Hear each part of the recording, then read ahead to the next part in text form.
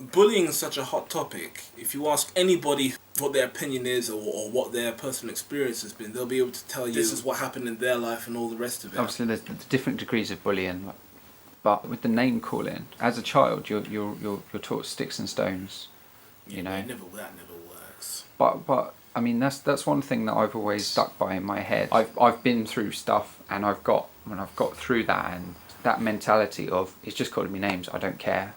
It has helped me to just ignore a lot of nonsense, of unnecessary crap from people. I find that when people say they're being bullied, they come and they say, oh, well, okay, so what is it? Oh, they calling me this, that, and the other, and you think, okay, well, ignore them. He's a dick. I mean, my issue with that is easier said than done. Bullies, people, children, they tend to know exactly where to stick the knife, and they tend to touch on things that you are sensitive about. So it's not really what you're called. If they call you a dick and that's all there is to it, you don't mean a thing. If on the other hand you're really sensitive about your skin or your weight or whatever, and they call you this and that relating to the thing that you're sensitive about, it's a lot harder to ignore. One of the things, if I'm walking down the street, and it happens a lot, it hasn't happened too much recently, but people used to call out. Now, if they go, oi, I'm not even going to dignify that. Oi, my name is not Oi. There's a song like that. Is there? Yeah. That's not my name. I think Dizzy Rascal did something, a remix. Right. No, but okay. This is the thing that... but this is true. If someone shouts, oi, or mate, Stop laughing, this is important. I'm sorry, right, yeah. Right, if somebody shouts out oi or mate or bruv or something, I'm not going to turn around because waste my time. Why are you trying to get my attention? It's not going to be for anything good. You can tell, because I was walking through Russell Square in London the other day, walking through, and this woman, I think she just went, oi mate, oi, you got the time mate? And I knew that she was looking for a handout or something. We were walking through, she hadn't targeted us yet. I completely ignored her, and she just effing and blinding because I didn't turn around. Proper abuse. Okay, that's not bullying per se, but I've stopped it escalating just by ignoring them. And that woman obviously wanted something. She wanted a reaction as well. That's one of the things that I've learned going through school. They're looking for that reaction. We've also got to take into account the benefit of our hindsight. We've been there, we've lived it. What you've described there is absolutely fine, but that takes practice. That probably took you a little while to learn. That takes experience and going through it and thinking, how can I control this for the next time? And the reality is, when I was younger, I didn't think of, okay, let me ignore them. I thought, right, they've said something to wind me up. Let's show them what happens when I'm wound up. I'm not saying it was right. But that's how you deal with things when you're young and you're a child. I mean, I disagree slightly because I've never been the one to throw the first punch. I grew up playing rugby from a very, very young age, and that helped me. These people, if they're threatening me, I'm thinking, okay, I know what it's like to get hit, and I know what it's like to have someone, their whole body weight hit you. What are you going to be able to do with your fist at that age? And I know, and I'm aware that I'm that age, they're that age, there's not a lot they can really do to me. And these people, these bullies, they get scared when you stand up to them. It doesn't matter if they're tiny kids in the playground, or we're talking, adults in the workplace, on the street, wherever. They don't like it when you're standing up to them. You can only learn that from experience. Now, I would only react if it reached a situation where they were really getting in my face, or if they pushing me or whatnot.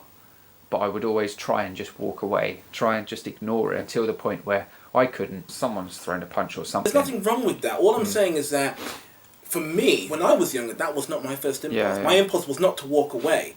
Because my attitude is, you've gone out of your way to say something that bothers me. Me walking away, in my view, at the time, showed weakness. Because I just think, if I walk away now, you're going to come back and do the same thing again. So I've got to show you why you shouldn't. And I did. And then we would get into it. Now, I don't think for one second that my way was better than your way.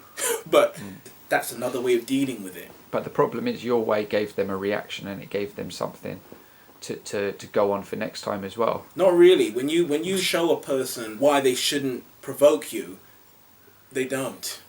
Well, it's true, but I think... And if they do, you haven't shown them hard enough, was my attitude at the time.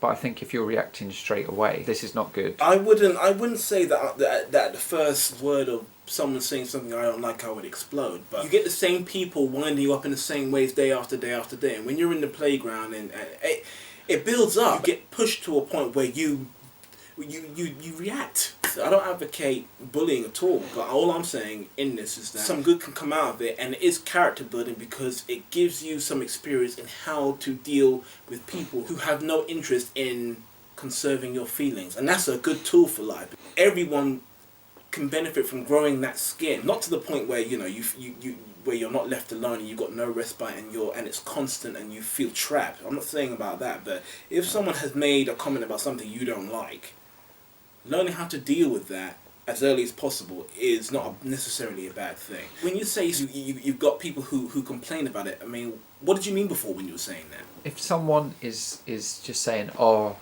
this person, they keep calling me this or they keep calling me that, and it's really annoying me, and then you say to them, all right, well, have you told anyone? No.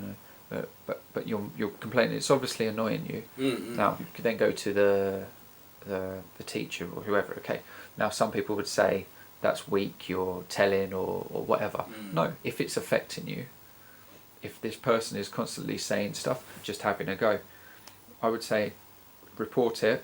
Don't just whine about it. Talk to someone who can do something about it. Go through in your head, how is the best way to fix this? What will be the repercussions, if any? So they call you a telltale in the playground. So what? Do you know what I mean? Yeah. Okay. You've touched on an interesting point there. The peer pressure element that resides in all of this, that does have an effect on how people will deal with the situation. But that, for me, that would then show me who cares. Yeah, who will actually stand up for you, who is really in your circle of friends. I mean, that's all, it's true and it's all well and good, dude. I mean, I don't disagree with you, but as I say, we're talking from hindsight here. At 11 years old, 12 years old, you don't think in those terms. At that vulnerable age, you are so eager to be accepted and so eager to be liked by your peers, you can't see things straight in the way that you and I... You see, we can talk like this because we don't give a fuck. Yeah. We've gone through that tunnel. We've come out the other side. At that age, when you're developing and you're learning the social cues and blah, blah, blah, being socially accepted is one of the most important things in school and all the rest of it. And if you don't have that, it seems like the world's ended. So we just got to keep in mind that it's not as simple as how we're making it. Actually, it is, but it doesn't feel that way when you're that age and in it. It is that simple. But everything when you're that age is difficult. Like in the playground, if you weren't playing football, you were uncool. Cyberbullying and stuff like that, very difficult to distance yourself from, right? I've never been on the receiving end of that sort of bullying because I'm too old. But the only way that I can see to get away from that is to switch it off. But in the way then they've won. Yeah. You can turn off the computer or whatever. You can sign out of Facebook, but at the same time, these kids, they've been conditioned in a way where they've been brought up in it, and to do that is sort of foreign. And not only that, they are invested in the social acceptance that all young people are, and online media and all that stuff that goes hand in hand with that now.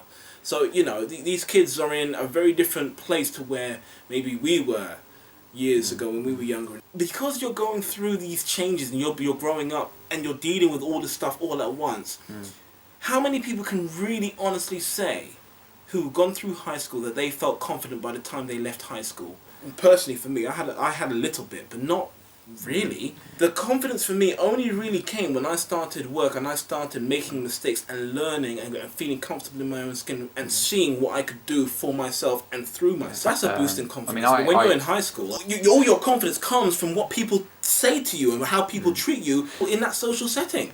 And if you're one of these outcasts, you're not going to have any confidence because you've got no feedback to tell you that you should be. But we have to just keep in mind how we were feeling at 14 and 15 and 13. Yeah, high school was not a happy place.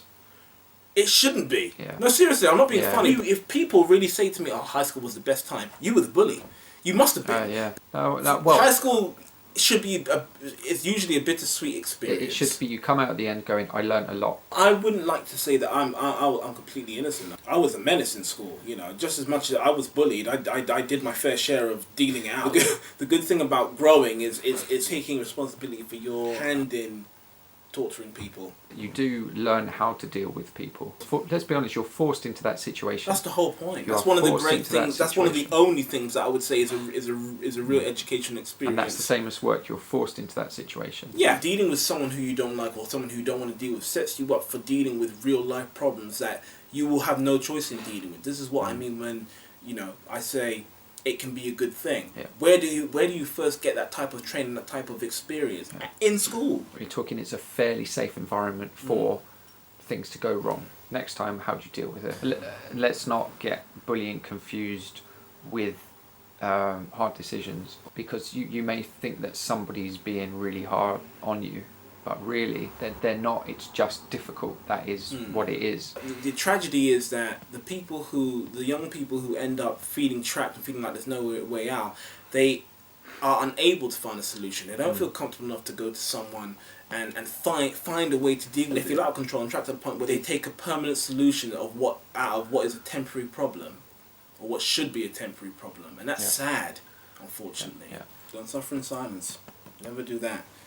Tell someone, please. Someone who listens. Tell someone who cares. Who will care. Even if it isn't pleasant, tell someone. Better that than the alternative. Play rugby. Play a team sport. Anything. Trust me. Then you know. Then you're part of a group. It works in theory. But I remember my high school experience. Not even so much the guys. It was the girls. The girls who kept themselves to themselves, who had very few friends, who were quiet, who were loners, and I just think they weren't outcast by choice.